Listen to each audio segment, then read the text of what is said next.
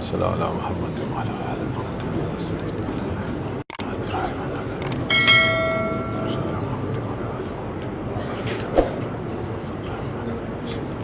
رضيت بالله. بسم الله الرحمن الرحيم. wani ya ce assalamu alaikum da fatan kana lafiya malam, ni tambaya ita ce akan shekara nawa annabi sallallahu alaihi wa sallama Allah subhanahu wata'ala zai tashi duniya.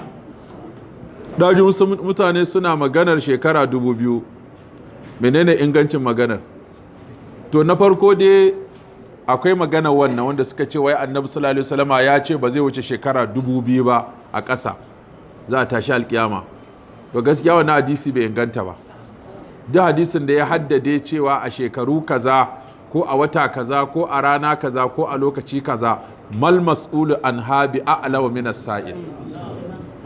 Abu ka haddade kawai ranar juma'a kada aka samu nassi karara, amma wace juma'a? Kowace shekara mana da juma'a 52 a cikin kwana 365 da muke da shi a kowace shekara muna da juma'a 52. To wace ce a wace shekara, a wani wata? To da haka kawai a jira Allah subhanahu wata'ala, shi ya san lokaci. La yujalliha li waqtiha illa hu la ta'tikum illa baghta yas'alunaka ka'annaka hafiz qul inna ma ilmuha inda Allah, inda rabbi inda Allah, wata qira'a ko kuma a wani gurin a cikin alqur'ani. Sannan malam, menene hukuncin sadakar wanda ba musulmi ba? A nan duniya Allah zai biya shi. Idan wanda ba musulmi ba ya aikin jin kai sai ya ƙara samun duniya. Shi yasa kakka damu da duniyar da ake ba, la gurrannaka taqallubul lazina kafaru fil bilad. Kada a sun yi manyan gidaje, wani ya bugo min akara kalla, gwamnatin tarayya ta saka biliyoyin kuɗi za ta bayar da bashi, idan ba mu karɓa ba arna za su karɓa. Na ce to me arna sun karɓa ɗin? Na ce mu gwamnatin tarayya in za ta babu bashi za mu karɓa, amma a kan sharaɗin addininmu ya zama babu ruwa. Mu matsalar mu guda ɗaya ce ruwa. Ruwan nan ko Allah ya ce allazina ya'kuluna riba la yaqumuna illa kama yaqumu allazi yatakhabbathu ash-shaytanu min al-mas. Dhalika bi annahum qalu innamal bay'u mithlu ar-riba wa ahalla Allahu al-bay'a wa harrama ar-riba wa harrama ar-riba. Faman ja'ahu mau'izatun min rabbih fantaha, wanda aka yi masa wa'azi akan riba ya dena, falahu ma salaf wa amruhu ila Allah. Abin da ya wuce Allah ya yafe, kuma har yanzu al'amarin da a hannun Allah yake. Wa man ada, wanda ya ji wa'azi ya koma cire, fa ulaika ashabun nari hum fiha khalidun. Sai Allah ce yamhaqullahu riba. Ku tara kudin riban, Allah ya ce sai na shafe shi. Duk arzikin da kuka da riba sai na ɗauko bala'in da ya lalata shi, domin riba gumin talaka ne. Mutum yana inuwa sai ya ɗauki kuɗi ya baka ce ka ƙara masa, to shi ya shiga rana ya ƙaro da kansa mana. In kai asara ya ce taka ce, in an ci riba ya ce taku ce.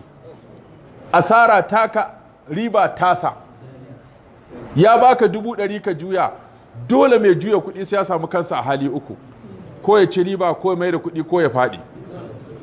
Idan ka ci riba tasa ce, in ka mai da kuɗi kuma dama ya riga ya ɗora maka tun kafin ka fara. Ka gan ya baka 100, ya ce ka kawo 120, sai ka je ka juya sai ta tsaya a 100. Ka ga yanzu ka yi asara 20, yana bin 20, sai kuma ka faɗi ta koma 80, yanzu yana bin ka 40. In ta yi ƙasa ta dawo 60, yanzu shi yana bin ka 60. In ta ƙare yana 120, to da anan tsaya ma shine sai ce to tunda lokaci yayi baka biya ba, bari in ƙara maka lokaci sai in ci gaba da ƙara, babu fa abin, sai in ci gaba da ƙara ma. So da haka duk wata ba kuɗin a hannunka, amma duk wata kuma yana ƙaruwa. Wannan 100,000 taka watarin sai ka lalibe ta a miliyan 10, yana zauna inuwa, kana gasuwa a rana yana karɓewa. To Allah ba zai taɓa yadda a cuci mutum ba. Shi yasa la tazlimuna wa la tuzlamuna, ai an sa dokar riba ne dan kakka cuci wani, kada wani ya cuce ka. To kaga mu ba ruwanmu da abin da arna suke yi. So in arne yayi kyauta ko yayi sadaka za a bashi sakamako a nan duniya, ya ji daɗi, ya manyan gidaje, ya manyan motoci, amma wuta za shi.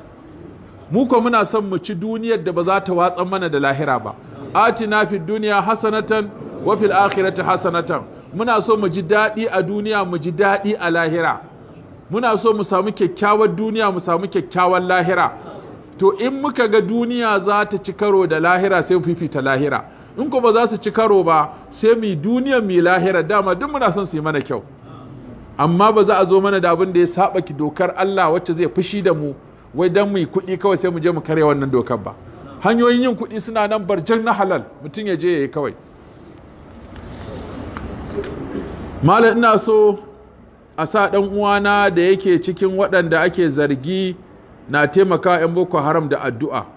Yana cin wanda aka yankewa hukuncin kisa, sana'ar canji yake a Wafa, ko mutumin arziki ne mai taimakon sunna. Ko malam ya matsayin dukiyarsa da iyalansa suke a matsayin shari'a, yana da mata 2 da yara 5. To ai ba ci aka an masa hukunci da yayi ridda ba. Shi alƙali yana yanke hukunci ne gwargwadon abin da aka kawo gabansa.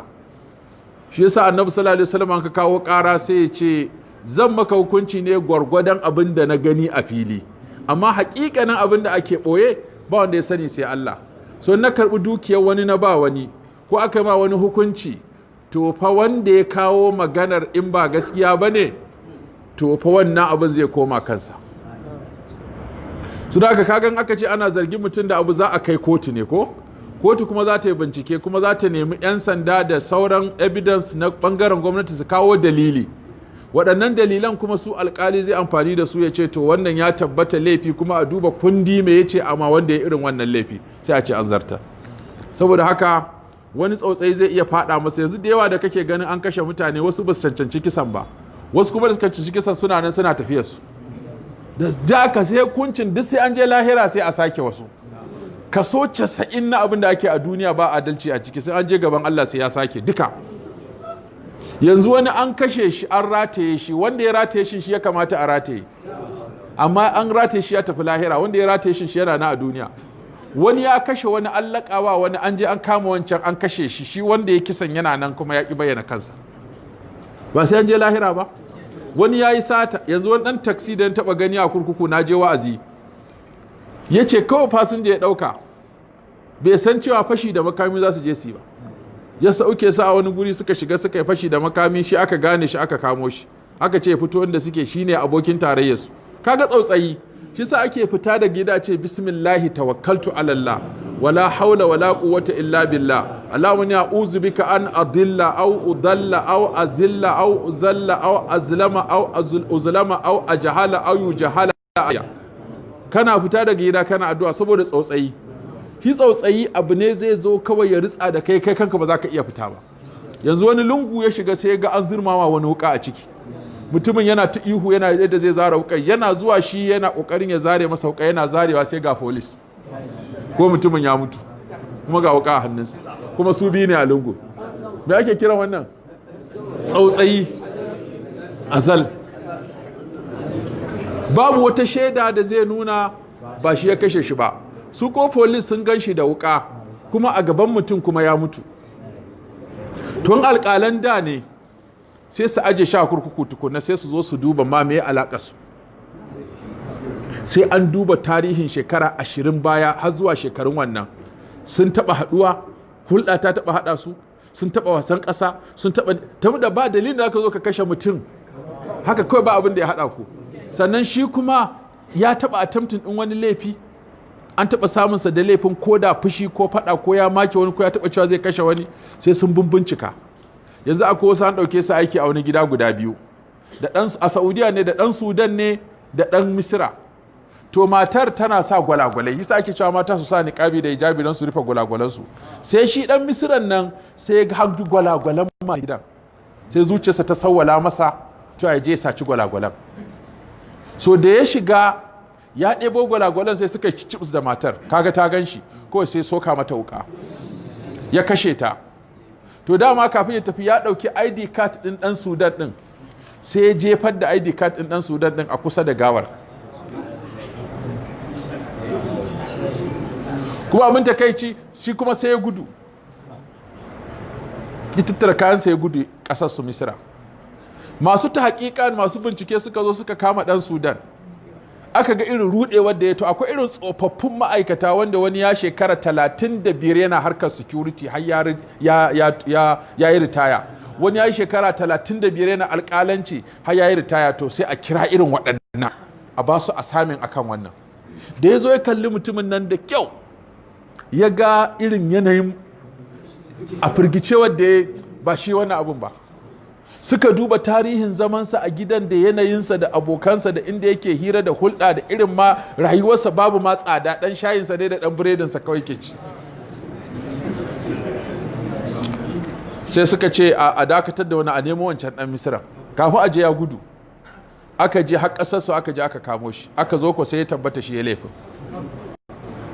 To kaga irin wannan ana samun kuskure in ba a yi bincike mai kyau ba, a kashe wani a bakacin wani. Yanzu akwai wani shi kuma da na gani, wata mujalla ce take fitowa tana magana akan irin waɗannan laifuffukan. Yaro ya ɗauka yaron gida ya girma a hannunsa har yazo ya saka shi a kasuwa, suke tafiya kasuwa tare. Da lokacin ana tahowa da kuɗi a irin jakan nan da ake ɓallewa, kun san da ba banki sai a sako a wannan jaka a mai ɓallewa, to sai ya taho da kuɗi mai yawa. Da ya zo suka shiga gida, shi wannan yaron sai ya tunanin ko ma ya kashe shi ne ya ɗauke wannan kuɗin a ofis ɗinsa,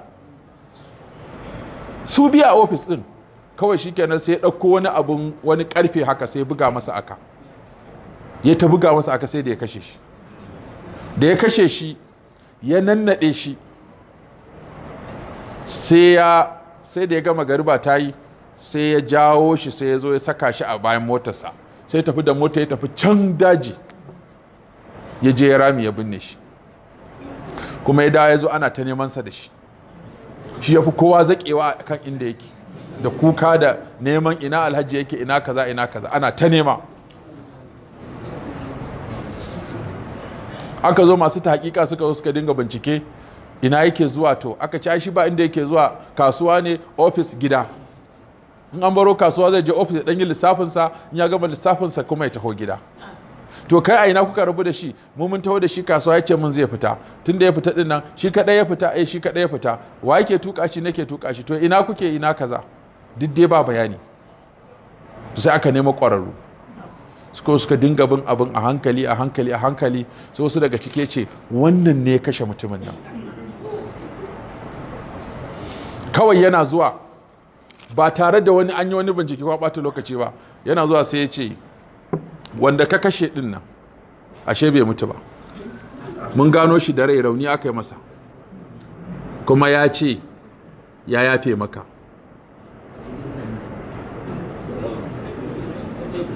Yanzu muna son mu rubuta rahoto, ya ce baya son kaza kaza. Kawai na ji aka sai fashe da kuka, gaya mana yadda abin ya faru, kawai shikenan sai a yafe mu. Sai ya ta bayani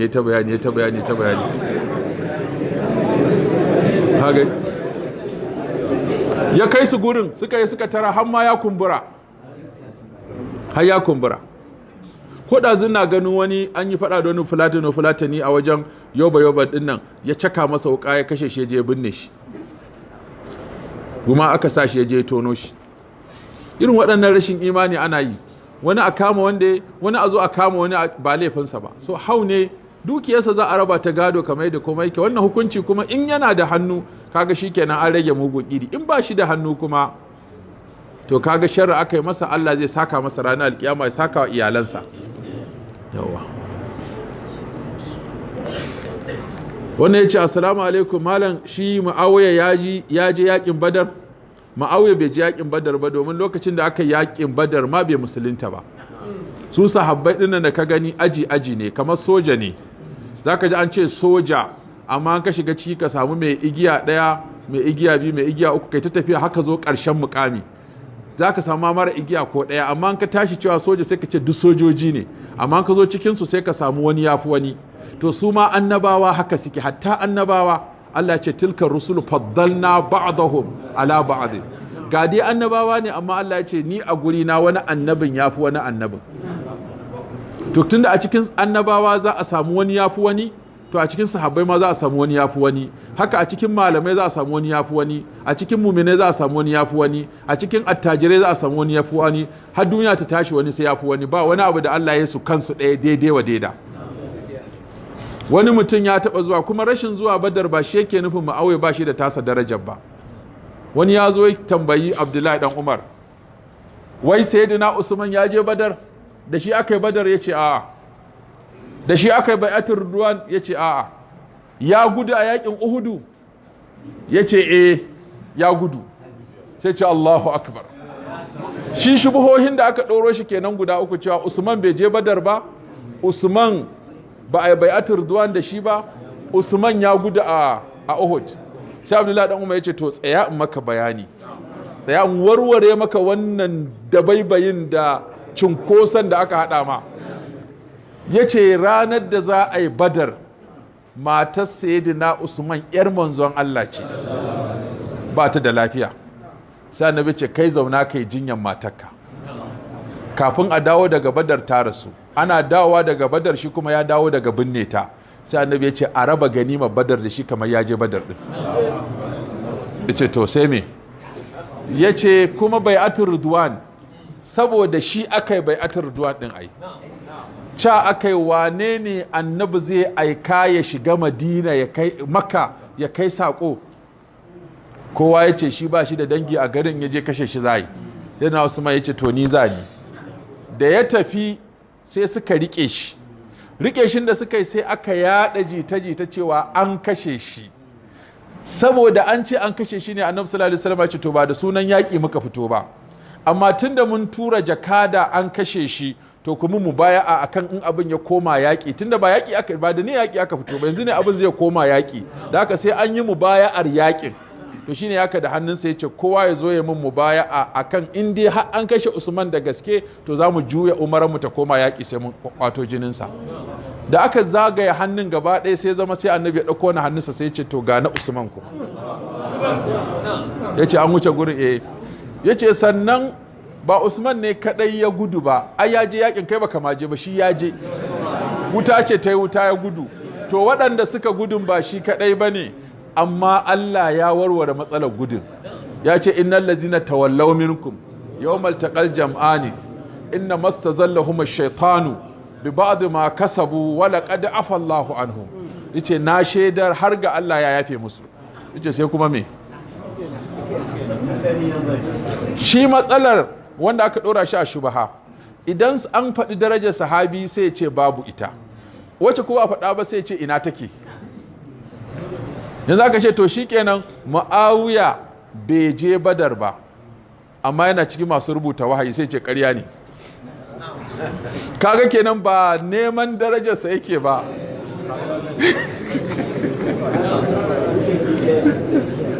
Allah ya sauke. Ita rayuwa ce haka, dole haka za a yi ta. Hatta annabawa yanzu dan Allah da za a ce dalili ke jawo a ƙi mutum, me zai sa a ƙi annabi sallallahu alaihi wasallam? Shi halinsa din mai kyau ne, sifarsa din mai kyau ce, babu abin da zaka kalla a jikinsa ka kushe, babu abin da zaka kalla a jikin halinsa ka kushe, amma me yasa makiya suka tsananta kiyayya a kansa? Saboda Allah ya faɗa wa kazalika ja'alna li kulli nabiyyin aduwan. Kaga wanda yake cewa ma wai saboda wai abin da aka ruwaito ne makiya suke faɗa, wanda suke faɗa kan annabi, bai ma san annabi ba, bai san Allah ba, ko bai san makiyan ba. Shi makiyi in an ce wani makiyi ne, to ko babaka ka yanka ka bashi naman sai ya ce baka sa gishiri ba. Shi ne maki, shi ne dai kyakkyawan misali. Ya zo babu nama yana son ya ci nama, ka danne babaka ka yanka ka soya ka gasa kai kilishi kai tsire ka kawo masa sai ya ce ba gishiri. To da haka ba yadda za ka yi ka gamsar da maki. Kuma ƙiyayyen nan ja'alu ne, kazalika ja'alna li kulli nabiyyin aduwan. Kowane annabi an ji Allah ya ce sai da na sa masa maƙiya. Don ka ce waɗannan su saboda an ruwaito a Bukhari ne yasa suke faɗa wannan, to waɗanda suka yi zamani da annabi su kuma a ina suka ga tasu ruwaya ta zagi din, da suka ce mali hazar rasul ya akulu ta'ama wa yamshi fil aswa, a Bukhari suka gani ko a Muslim? Wannan magana da suka faɗa abinda menene innaka la majnun da suka faɗa a Bukhari suka gani? Shine wanda yafi kowa hankali aka ce mahaukaci, suka ce sahirun, suka ce kazzab, suka ce majnun. Duk waɗannan Buhari da Muslim suka gani? To ba Buhari da Muslim suka, su ma sun fi kowa sanin annabin tunda sun ganshi sun san halinsa, amma da yake kiyayya ce. Akwai wanda ya zai cewa annabi, ni ba na faɗa da kai, ina faɗa da abin da aka saukan maka ne. Ice saboda me? yace saboda ni ya kamata a saukarwa, sai aka saukan ma. Wani yace shi kuma laifin da Allah ya masa yasa ba zai ba annabi ba, da za a zaɓi annabi ba a shawarce shi ba, da an ba shi shawara ya ba da 'yan takara, da ba zai ba da wannan ba, zai ba da wani mutum ɗayan biyu, ɗaya a ɗa'ifa ɗaya a mali laula nuzila hazal qur'anu ala rajulin min alqaryatayn azim. A je ɗa'if a ɗauko ko a zo maka a ɗauka, amma shi wannan da aka ɗaukan bai masa ba. To shi ina ya ga tasa ƙiyayyar a Buhari da Muslim? To kawai Allah dai ɗamsul basiratin nan da mai ahlari ya ce shi zai ta damun mutane. Allah ya tsare mu.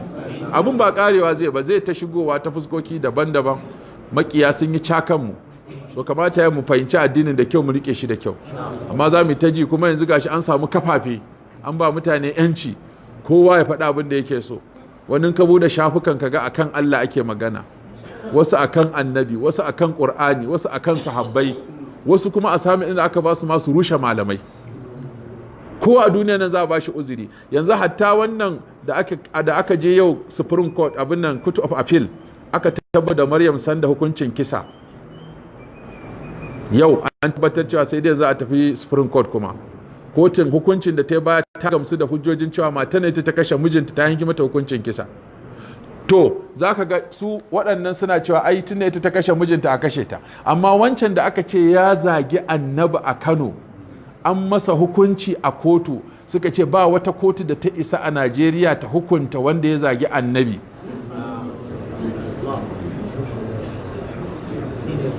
Suka ɗauki lauyoyi, har majalisar ɗinkin duniya sai da ta yi magana akan wai don me wata a Kano za ta yi hukunci akan wanda ya zagi annabi.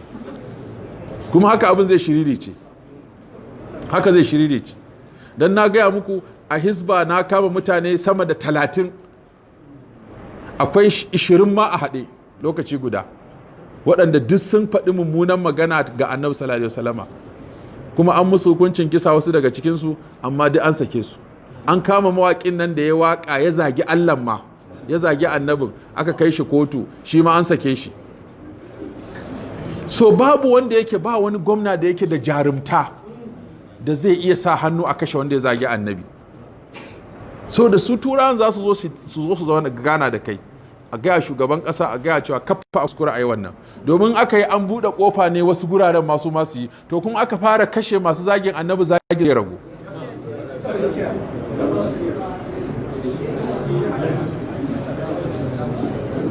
ina abin da manene Inyas, ka gani an kai shi kirikiri, an masa hukuncin kisa, ƙarshe hukuncin haka ya shiriri ce, za ka ce wa ya rubuto takarda ya ce a tuba, ko wa ya ce ana tuba daga zagin annabi sallallahu alaihi wasallama, ya nemi afuwa a wajen wa? Ai ba wanda zai iya yafe maka zagin annabi, saboda matattakala ce wajen guda 10 wacce ba za a iya samunta ba. Al'umman da ya gata ta annabi miliyan 1000 da kusan miliyan 600, kowa sai ya zo ya sa hannu ya ce ya yafe. Sannan sai an jira duk wanda za a haifa har alkiyama ta tashi zo sun sa hannu, sannan sai an taso duk wanda suka wuce sun zo sun sa hannu, sannan sai an nemi duk 'ya'yan annabi da zuriyarsa sun sa hannu, sai an nemi matansa akan an zagi mijinsu, sai an nemi 'ya'yansa akan an zagi ubansu, sai an neme mu akan an zagi shugabanmu. Kaga ashe ba zai yafi ba haƙƙin. To so baya yafuwa. Idan kafiri ya maka sallama da me ya kamata ka amsa masa? To Abdullahi dan Abbas ya ce in dai ka ji ya ce assalamu alaikum, ka ce wa alaikumus salam. Kai kana nufin salamu din nan Allah ya sa ya musulunta. In ko baka ji me yace ba sai ka ce wa alaikum, saboda watakila ya juya abin.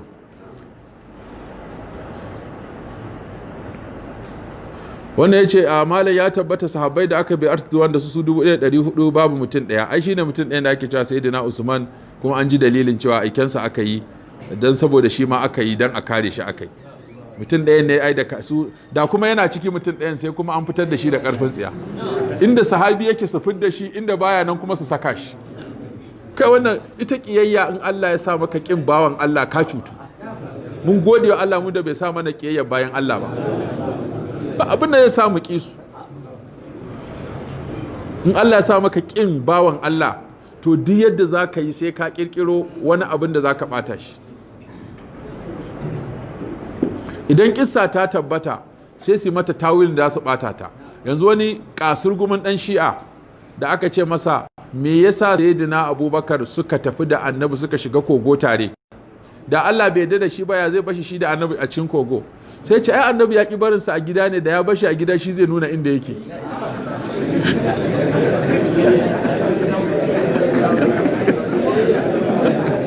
Oh, yanzu wannan to ya za ka yi da shi?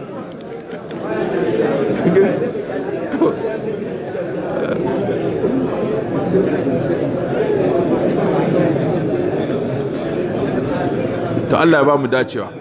Allah muna roƙa ka tsare imaninmu, ka raba mu da hauma tsare mana imaninmu da mutuncinmu da addininmu. Subhanakallahumma bihamdika nashhadu an la ilaha illa anta nastaghfiruka wa